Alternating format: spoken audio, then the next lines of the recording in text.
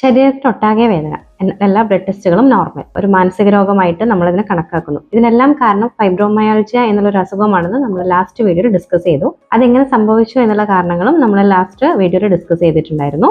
വളരെ സീരിയസ് ആയിട്ടുള്ള ഒരു ഹെൽത്ത് ഇഷ്യൂ ആണിത്.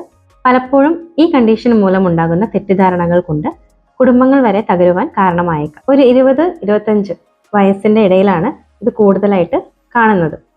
IT പോലെയുള്ള ജീവനക്കാരിൽ അല്ലെങ്കിൽ അങ്ങനെയുള്ള ജോലിക്കാരിൽ അത് നെക്ക് പെയിൻ ആയിട്ടായിരിക്കും ആരംഭിക്കുക. പിന്നീട് അത് ഫൈബ്രോമയാൾജിയ എന്നുള്ള സീരിയസ് കണ്ടീഷനിലേക്ക് എത്തുന്നു. ഇനീഷ്യലി ഇത് ഐഡന്റിഫൈ ചെയ്യാൻ കഴിയാത്തതിനാൽ ഡിസ്ക് പെയിൻ ആണെന്ന് കരുതി ട്രീറ്റ്മെന്റ് എടുക്കുന്നവരും ഉണ്ട്. സ്ട്രെസ്ഫുൾ ചൈൽഡ്ഹുഡ് ഉള്ളവർക്കും ഈ ഒരു കണ്ടീഷൻ വരാൻ സാധ്യതകൾ ഏറെയാണ്. പണ്ടൊരു സൈക്യാട്രിക് ഇഷ്യൂ ആയിട്ടായിരുന്നു ഇതിനെ കൺസിഡർ ചെയ്തിരുന്നത്. എന്നാൽ ഇന്ന് അഡ്വാൻസ്ഡ് MRI സ്കാൻ വഴി ഇതെല്ലാം കണ്ടുപിടിക്കാൻ സാധിക്കുന്നുണ്ട്. എന്താണ് ഇതിനൊരു സൊല്യൂഷൻ? മൂഡ് ആൻഡ് പെയിൻ വളരെ ക്ലോസ്ലി റിലേറ്റഡ് ആയിട്ടുള്ള ഒരു ഹെൽത്ത് കണ്ടീഷൻ ആയതുകൊണ്ട് തന്നെ ഇതൊരു ടീം വർക്ക് കൊണ്ട് മാത്രമേ നമുക്ക് ക്യൂർ ചെയ്യാൻ പറ്റുള്ളൂ.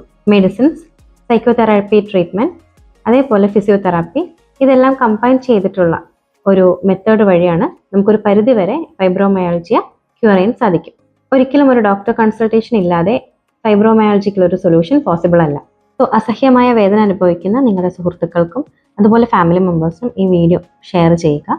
കൂടുതൽ വിവരങ്ങൾ അറിയാൻ താഴെ കാണുന്ന നമ്പറിൽ നിങ്ങൾക്ക് കോൺടാക്ട് ചെയ്യാം. അതുപോലെ ഹെൽത്തി ഇൻഫോർമേറ്റീവ് വീഡിയോസിനായിട്ട് സൗഖ്യയുടെ പേജ് ഫോളോ ചെയ്യുക.